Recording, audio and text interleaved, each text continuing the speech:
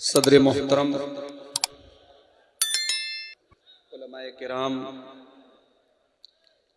मोहतरम बुजुर्गों, नौजवान साथियों, पर्दा नशीन माओ और बहनों, प्यारे बच्चों, जामिया इस्लाहुल मोमिनीन बरहेट का ये सालाना प्रोग्राम जो इस पूरे इलाके का बिला मुबालगा अवाम की तादाद के एतबार से भी, उलमा की हाजिरी के एतबार से भी और इदारे के ताउन के एतबार से भी इस इलाके का सबसे अजीम शान प्रोग्राम होता है। कुछ मजबूरियों की वजह से पिछले साल मैं इस प्रोग्राम में हाजिर नहीं हो पाया था और इस साल भी हालात बहुत अच्छे नहीं थे, लेकिन ये एहसास भी था कि बरहेट के प्रोग्राम में बहरहाल किसी न किसी तरीके से पहुंचना है। कमेटी वालों ने मुझसे दोनों दिन आने का मुतालबा किया था, लेकिन कल मैं नहीं आने की पोजीशन में था। आज भी मैं बनारस से बहुत ताखीर से निकला और अभी जस्ट मैं तकरीबन 1:15 बजे के करीब बरहेट में दाखिल हुआ। मेरे बहुत अजीज दोस्त इटावा की सरजमीन से तशरीफ लाए हुए शेख फजलुर रहमान सिराजी हफिज़हुल्लाह का खिताब अभी आपने सुना, कुरान करीम की अजमत के मौजू पर। बहुत अच्छा मौजू था और इस वक्त इस मौजू पर बहुत बोलने की और समझने की जरूरत भी है। रमजान का मुबारक महीना सिर्फ 3 दिन की दूरी पर हमसे, और उसी मुबारक महीने की एक मुबारक रात में कुरान उतरा है। और हम जैसे बदनसीब लोग जो कहते हैं कि साहब हम कुरान की बहुत इज्जत करते हैं, बहुत एहतराम करते हैं, हम अपने उलमा से मसला पूछते हैं कि मौलाना कमरे में कुरान अगर रखा है अलमारी के ऊपर और हम उससे ज्यादा ऊंचाई पर हम सोए हुए हैं, तो कहीं कुरान की तौहीन तो नहीं हो रही है, कुरान की इंसल्ट तो नहीं हो रही है? हमें इतना एहतराम करते हैं हम कुरान का, लेकिन माफ कीजिएगा उस कुरान को पढ़ने की, उस पर गौर करने की, उसे समझने की हमें तौफीक नहीं मिलती। मेरे भाइयों, रमजान का मुबारक महीना बहुत बेहतरीन मौका है कुरान के साथ जुड़ने का। इमाम मालिक रहमतुल्लाह अलैह बहुत बड़े मुहद्दिस थे, उनके पास हदीस सीखने के लिए पूरी दुनिया से लोग आते थे, मगर इमाम मालिक रहमतुल्लाह अलैह रमजान का महीना आता था, हदीस का दर्स बंद कर देते थे और अपने तलबा से कहते थे जाओ रमजान आ चुका है, कुरान का महीना आ चुका है, अब इस महीने में मुझे कुरान के साथ टाइम स्पेंड करने दो, मैं कुरान की तिलावत पे, कुरान के तदब्बुर पे मैं टाइम सर्फ करूंगा, इस एक महीने मुझे कुरान के साथ अकेला छोड़। अल्लाह से मैं दुआ करता हूं रब्बुल आलमीन हम सबको आने वाले मुबारक महीने में ज्यादा से ज्यादा कुरान करीम की तिलावत की तौफीक अता फरमाए, कुरान पर गौर व फिक्र करने की, कुरान पर अमल करने की भी अल्लाह ताला हम सबको तौफीक अता फरमाए। मेरे भाइयों, मैंने आपके सामने खुतबे मसनूना के बाद सूरह ज़ुमर की आयत नंबर 53, आयत नंबर 53 की तिलावत की। बहुत मशहूर आयत है ये, हो सकता है आपने पहले भी इस आयत पर कुछ तकरीरें सुनी हो। ये वो आयत है जिसके बारे में हजरत अब्दुल्ला बिन मसूद रजी अल्लाह ताला अन्हु कहा करते थे, इन्नहा अर्जा आयतिन फिल कुरान, कुरान करीम के अंदर सबसे ज्यादा अगर उम्मीद दिलाने वाली कोई आयत है, कुरान की कोई आयत अगर ऐसी है जो मायूसी को खत्म करती है, नाउम्मीदी को खत्म करती है और दिल के अंदर उम्मीद की किरण पैदा करती है, तो वो यही आयत है। अब आइए जरा इस आयत पर हम गौर करें कि ऐसी क्या खास बात है कि अब्दुल्ला बिन मसूद जैसे सहाबी कह रहे हैं कि कुरान की सबसे ज्यादा उम्मीद पैदा करने वाली, उम्मीद दिलाने वाली आयत सूरह ज़ुमर की आयत। कुल या इबादियल्लज़ीना असरफू अला अनफुसिहिम, ऐ नबी आप कह दीजिए। किससे कहना है? या इबादी, ऐ मेरे बंदो। कौन से बंदो?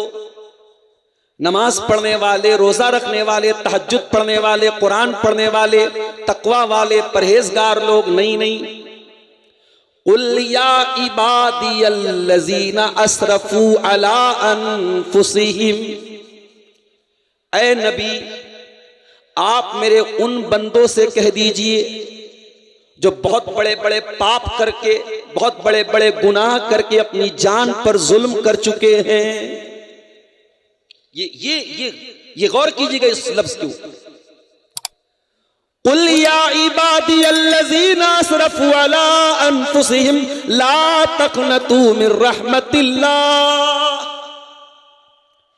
ऐ नबी आज आपको नमाजियों से नहीं बोलना है, तहज्जुद पढ़ने वालों से आपको खिताब नहीं करना है, रोजा रखने वालों से आपको खिताब नहीं करना है।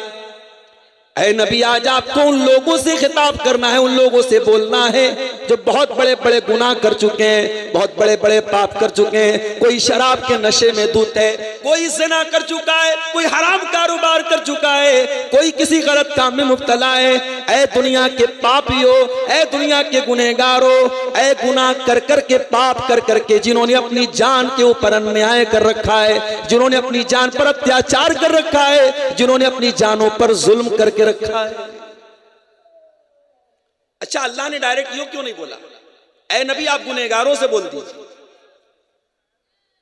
अल्लाह ने गुनहगारों को भी ये हौसला दिया, ऐ गुनहगारों तुम जितना भी गुनाह कर लो, तुम अल्लाह की बंदगी से बाहर तो नहीं निकल सकते।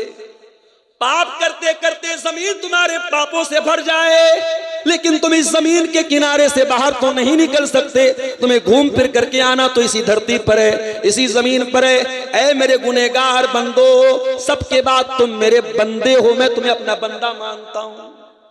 हाय मेरे रब तू कितना करीम है, जो तेरे साथ शिर्क कर रहे हैं तो उनको भी अपना बंदा कह रहा है, जो तुझे गालियां दे रहे तो उनको भी अपना बंदा कह रहा है, जो तेरी धरती पर ज़िना कर रहे हैं ऐ अल्लाह तो उनको भी अपना बंदा कह रहा है। आज बेटा बाप की शान में बदतमीजी कर दे, बाप बेटे को घर से निकाल देता है, बेटी माँ के साथ जबान चला दे, माँ बेटी से बात तक नहीं करती है। ऐ अल्लाह तू कितना हलीम है, तू कितना करीम है। ऐ अल्लाह तेरी रहमतों का कोई ठिकाना नहीं, तू गुनहगारों को भी अपना बंदा कह रहा है। ऐ अल्लाह तेरी मोहब्बत पर कुर्बान जाऊं, तू बंदा कह के मुखातब कर रहा है। कुल या इबादियल्लज़ीना असरफू, ऐ मेरे वो बंदो जिन्होंने गुनाह कर करके अपनी जानों के ऊपर जुल्म किया है। एक नुक्ता यह भी मिला, गुनाह करके हम दूसरों का नुकसान तो बाद में करते हैं, पहले तो अपना नुकसान करते हैं। ओ लोगों तुम कभी गुनाह करके ये ना सोचना, वैलेंटाइंस डे पर बहुत सारे ज़िना हुए होंगे, बहुत सारे होटल के कमरे आबाद हुए होंगे, बहुत सारे बदकारी के काम हुए होंगे, वक्ती तौर पर चंद मिनटों के लिए, चंद घंटों के लिए लोगों को मजा आया होगा, लेकिन याद रखो मेरे प्यारे साथियों, गुनाह की नहुसत इंसान के जिस्म के ऊपर भी पड़ती है, इंसान की जात पर भी पड़ती है, इंसान के बाल बच्चों पर भी गुनाह का असर पड़ता है, इंसान की सेहत पर भी गुनाह का असर पड़ता है, इंसान की सवारी पर भी गुनाह का असर पड़ता है, इंसान की रोजी रोटी पर भी गुनाह का असर पड़ता है। गुनाह वक्ती तौर पे आपको मजा दे सकता है, लेकिन गुनाह परमानेंटली, दायमी तौर पर गुनाह नुकसान ही दे करके जाएगा।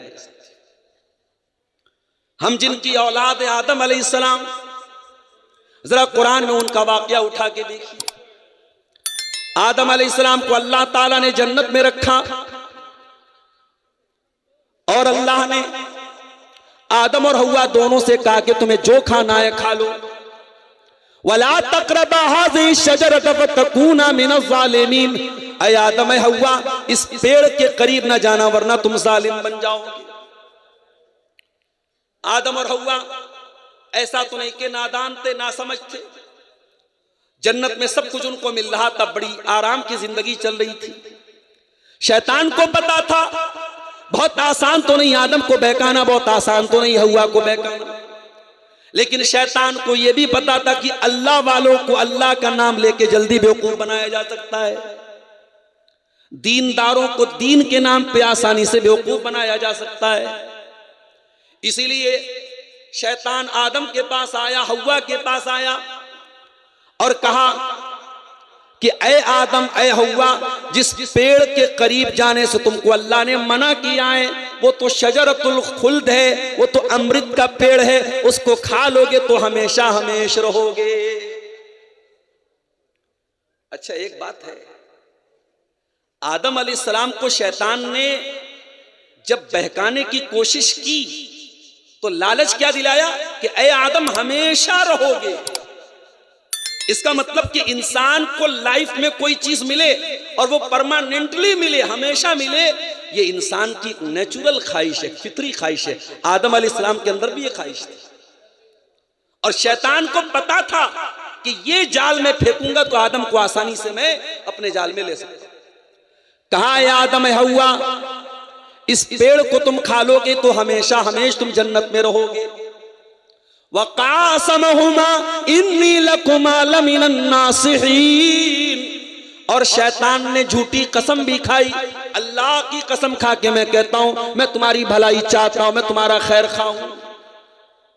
जब शैतान ने कसम खा ली तो हमारे बाप आदम और हमारी मां हव्वा उसके धोखे में आ गए। फदल्लाहुमा बिगुरूर, शैतान ने दोनों को अपने शीशे में उतार लिया, दोनों को धोखे में डाल दिया। फलम्मा ज़ाक़ा शजरत बदत लहुमा सौआतुहुमा, और जैसे ही दोनों ने उस पेड़ के फल को चखा फौरन दोनों के बदन से कपड़े उतर गए, दोनों नंगे हो गए। देखो अल्लाह की नाफरमानी का नतीजा देखो। आदम अलैहिस्सलाम अल्लाह के नबी हैं, पहले इंसान है, तमाम इंसानों के बाप हैं, लेकिन जब जिस काम से अल्लाह ने मना किया था जैसे ही उन्होंने वो काम किया पहला नतीजा क्या निकला, उनके बदन के कपड़े उतर गए, दोनों नंगे हो गए। अच्छा जब दोनों नंगे हो गए तो ये नहीं हुआ कि नंगे होकर के वो आराम से रहे, जैसे ही वो नंगे हुए फतफिका यक्सिफानी अलैहिमा मिन वरक़िल जन्ना, दोनों जन्नत के पत्तों को पकड़ पकड़ के अपनी शर्मगाह को ढांपने लगे। दोनों को नंगा रहना बिल्कुल भी पसंद नहीं था। ओ दुनिया वालों, अगर तुम वाकई में आदम की औलाद हो और वाकई में तुम हव्वा की औलाद हो तो खबरदार नंगे रहना कभी गवारा न करना, नंगेपन के करीब न जाना, वल्गैरिटी के करीब न जाना, अश्लीलता के करीब न जाना। जिसको नंगापन पसंद हो, आज दुनिया के बड़े बड़े तरक्की याफ्ता लोग वो समुंदर के किनारे नंगे होकर के उनकी औरतें लेटी रहती हैं और इसको तरक्की का नाम दिया जाता है, इसको तफरी का नाम दिया जाता है। ऐ दुनिया के बेशर्मों और बेगैरतो, तुम अपना नाम आदम की औलाद से कटवा दो। अगर तुम वाकई में आदम की औलाद हो, अगर वाकई में तुम आदम के बेटे हो तो तुम्हें नंगा रहना बिल्कुल भी पसंद नहीं होना चाहिए। जिसके अंदर आदम अलैहिस्सलाम की खसलत होगी, जो हकीकत में आदम का बेटा कहलाने के लायक है, जो हव्वा की बेटी कहलाने के लायक है, वो नंगा रहना कभी पसंद नहीं करेगा, वो नंगा रहना कभी पसंद नहीं करेगी। दोनों अपने बदन को पत्ते से ढांपने लगे और जब दोनों को एहसास हुआ कि शैतान ने तो हमसे गलत काम करवा दिया, दोनों को फौरन एहसास हुआ और दोनों ने अल्लाह की बारगाह में हाथ उठाया और बड़ी प्यारी दुआ की, रब्बना ज़लमना अनफुसना व इल्लम तग़फिर लना व तरहमना लनकूनन्न मिनल खासिरीन। ऐ अल्लाह, हमने ये जो गलती की है, ऐ अल्लाह हमने अपनी जान पर जुल्म किया है, हमने अपने ऊपर अत्याचार किया है। ऐ अल्लाह हमने किसी और का कुछ नहीं बिगाड़ा, हमने तो अपना बिगाड़ा है, हमने तो अपने लिए गड्ढा खोद लिया है। रब्बना ज़लमना अनफुसना, ऐ अल्लाह तेरी नाफरमानी करके हमने बहुत बड़ा जुल्म अपने ऊपर कर लिया है। व इल्लम तग़फिर लना व तरहमना, और ऐ अल्लाह अगर तूने नहीं बख्शा और तूने रहम नहीं किया, लनकूनन्न लनकूनन्न मिनल खासिरीन, तो हमसे ज्यादा खसारा और नुकसान उठाने वाला कोई नहीं होगा। तो पता ये चला कि जब इंसान गुनाह करता है तो अपनी जान पर जुल्म करता है, अपने ऊपर अत्याचार करता है। यही बात अल्लाह ताला सूरह ज़ुमर की आयत नंबर 53 में कह रहा है, कुल या इबादियल्लज़ीना अस्रफू अला अनफुसिहिम, ऐ मेरे वो बंदो जिन्होंने गुनाह कर करके अपनी जान पर जुल्म कर लिया है, ला तक़नतू मिन रहमतिल्लाह, ऐ मेरे गुनहगार बंदो कहीं तुम्हारे दिमाग में ये ख्याल ना आए अब तो हम तौबा करेंगे तब भी अल्लाह नहीं सुनेगा, अब तो हम माफी मांगेंगे तब भी अल्लाह माफ नहीं करेगा।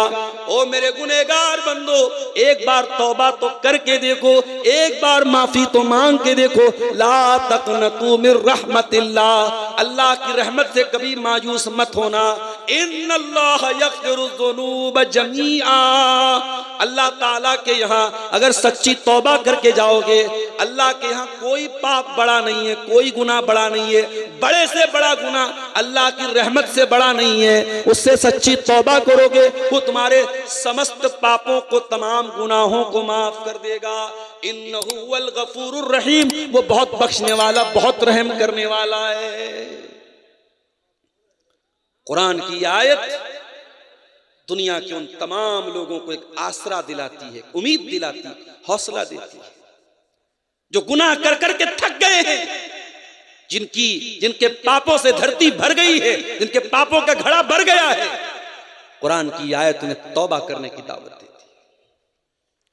और कुरान की आयत यह भी बताती है कि ऐ गुनहगारों, तुम गुनाह करके अपने ऊपर जुल्म कर रहे हो, अपने ऊपर अत्याचार कर रहे हो।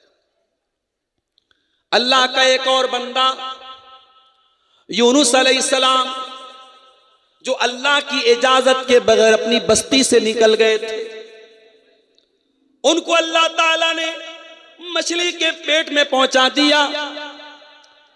वो लोगों कभी तसव्वुर करो मछली का पेट कितना बड़ा रहा होगा, और मछली के पेट में यूनुस अलैहिस्सलाम बिल्कुल सही सलामत है। ये भी करिश्मा है अल्लाह ताला का। और कुरान ये भी कहता है, फलौला इन्नहु कान मिनल मुसब्बिहीन ललबिस फी बत्निही, अगर यूनुस अलैहिस्सलाम ने तौबा न की होती, अगर अल्लाह ताला की तस्बीह बयान न की होती, तो कयामत तक मछली के पेट में ही रहते। यूनुस नबी थे अल्लाह के। कुरान कह रहा अगर वो तस्बीह न पढ़ते, तौबा न करते, तो मछली के पेट में रहते कयामत। फनादा फिज़्ज़ुलुमात, यूनुस अलैहिस्सलाम ने मछली के पेट में अल्लाह को पुकारा। मेरे प्यारे भाइयों, आज झारखंड के बहुत सारे इलाकों में मोबाइल का नेटवर्क काम नहीं करता।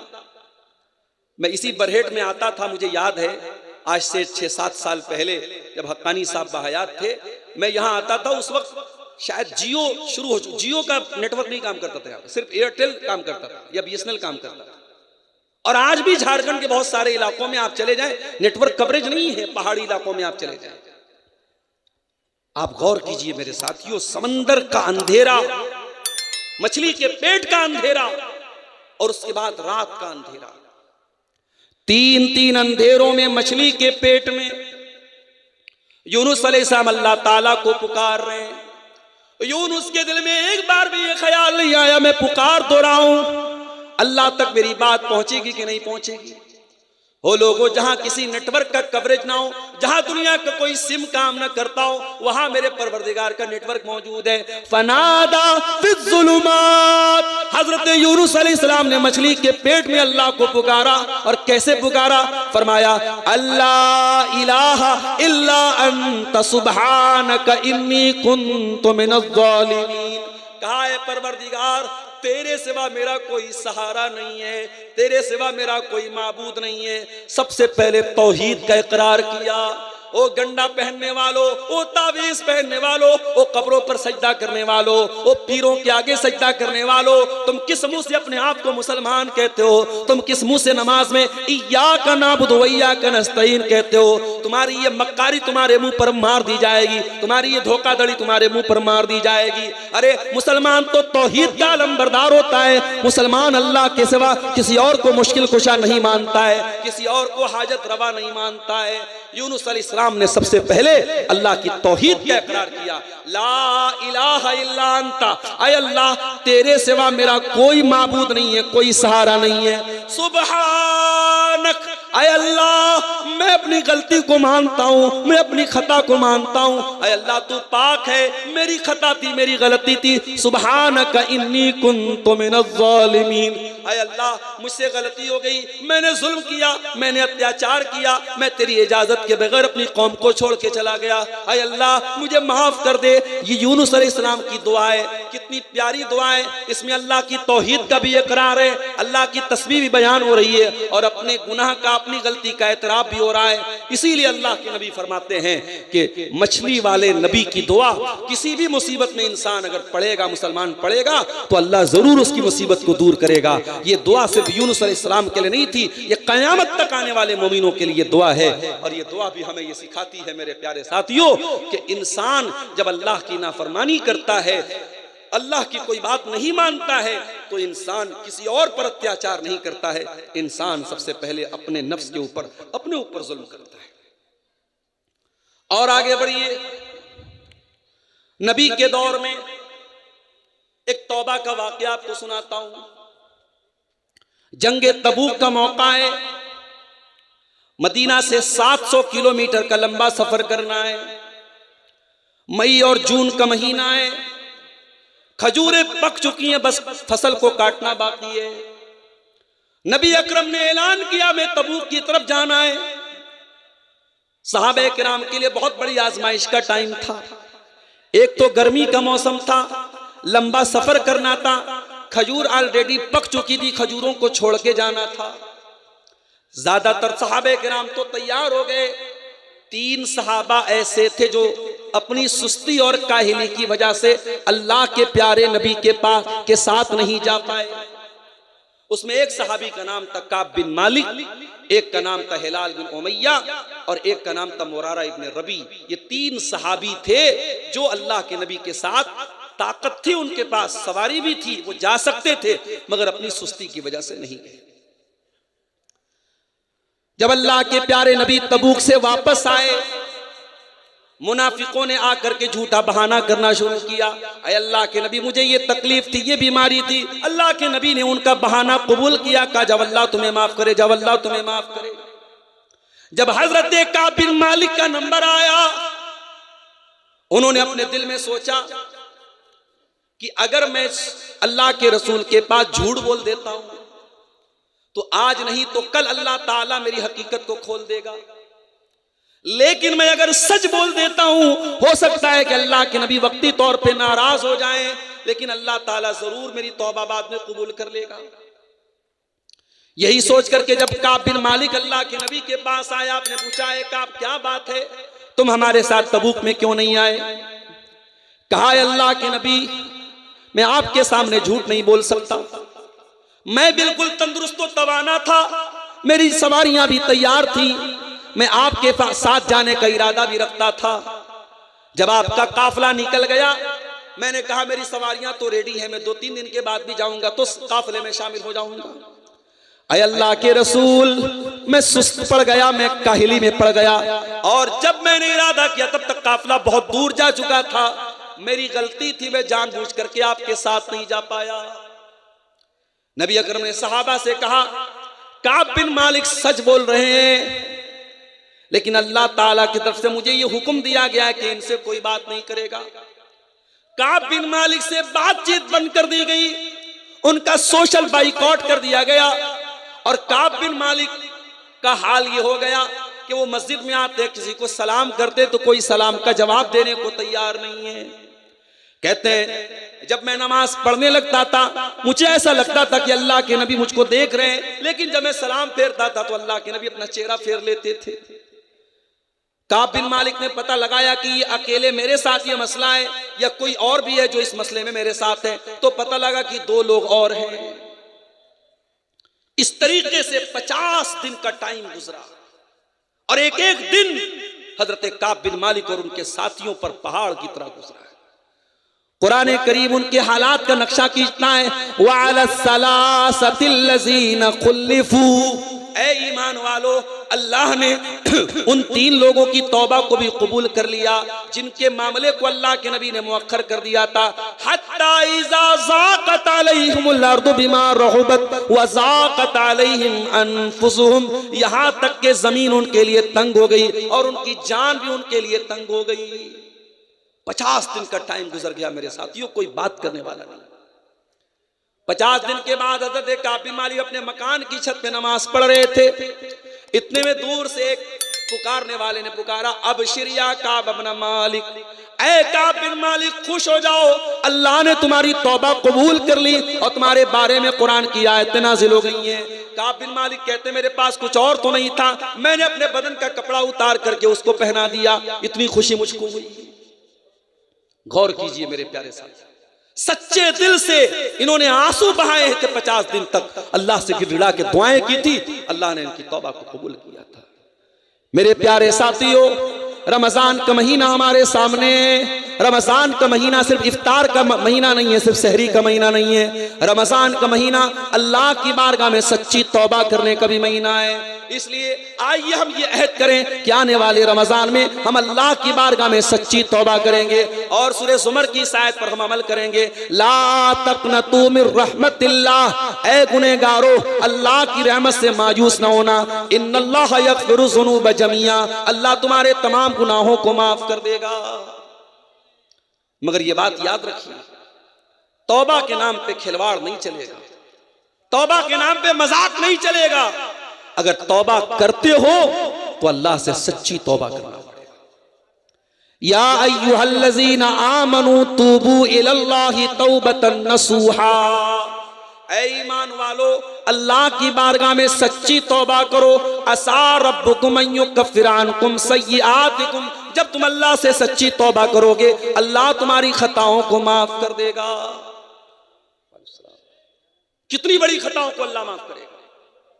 अल्लाह के नबी फरमाते हैं, हदीस कुदसी के अल्फाज हैं, अल्लाह ताला कहता है, यब्ना आदम इन्नका मा दअउतनी व रजौतनी गफरतु लका, ऐ आदम के बेटे तू जब तक मुझसे माफी मांगता रहेगा, जब तक तू मुझसे तौबा करता रहेगा, मैं तेरी तौबा को कबूल करता रहूंगा, मुझे किसी की कोई परवाह नहीं है। यब्ना आदम लौ बलगत ज़ुनूबुका अनान अस्समा, ऐ आदम के बेटे अगर तेरे गुनाह आसमान के किनारों तक पहुंच जाए, तेरे गुनाहों से आसमान भर जाए, जमीन भर जाए, अगर उसके बाद भी तू सच्ची तौबा कर ले और मेरे पास इस हाल में आ जाए कि तू अल्लाह के साथ शिर्क नहीं करता था, ऐ आदम के बेटे मैं जमीन भर के मग़फ़िरत तेरे हवाले कर दूंगा। अल्लाह तो माफ करने को तैयार है मेरे साथी, मगर हम अल्लाह से तौबा करने को तैयार नहीं। रमजान का मुबारक महीना भी आता है और हमें से बहुत सारे लोगों की जिंदगी में कोई तब्दीली नहीं आती। मेरे प्यारे साथियों, जिस तरीके से रमजान आपके खाने का टाइम बदल देता है, आपके पीने का टाइम बदल देता है, आपके सोने का टाइम बदल देता है, उसी तरीके से रमजान को अपनी लाइफ और अपने जीवन को चेंज करने का महीना बना लो। कुल या इबादियल्लज़ीना असरफू अला अनफुसिहिम, ऐ नबी आप कह दीजिए, ऐ मेरे वो बंदो जिन्होंने गुनाह कर करके अपनी जान पर जुल्म किया है, ला तक़नतू मिर रहमतिल्लाह, तुम अल्लाह की रहमत से मायूस मत होना। हमने कैसे कैसे अपनी जान पर जुल्म किया है। हमारे बहुत सारे नौजवान हराम रिलेशनशिप में, गलत ताल्लुकात में, अय्याशी में पड़े हुए हैं। शादीशुदा लोग भी हराम ताल्लुकात में पड़े हुए हैं। एक्स्ट्रा मैरिटल अफेयर हो रहा है, शादी के बाद भी नाजायज ताल्लुकात बनाए जा रहे हैं। ओ अल्लाह के बंदो, अगर वाकई में इस गंदगी में आप मुब्तला हैं, कुरान की आयत आपको तौबा की दावत दे रही है, बाज आ जाओ, तौबा कर लो।